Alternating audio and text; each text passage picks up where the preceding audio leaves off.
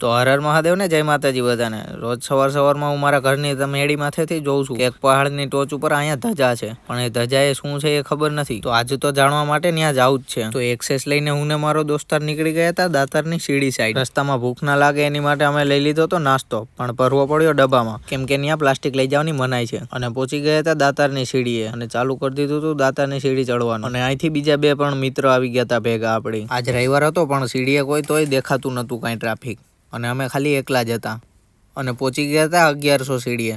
અને અહીંથી સાઈડમાં એક રસ્તો જાય છે અને અહીંયા એક જૂની વાવ છે, પણ કોણે બંધાવ્યું એ કાંઈ લખેલું નથી। એ સમયમાં પણ સિમેન્ટ વગર આવી વાવ બનાવેલી છે। અને હવે આ સીડીએથી આપણી ધજા દેખાય છે। અને અહીંયા જવા માટે પહેલા 3500 સીડી ચડવી પડે, પણ અહીંયા જવાનો રસ્તો છે દાતારની પાછળની સાઈડમાંથી।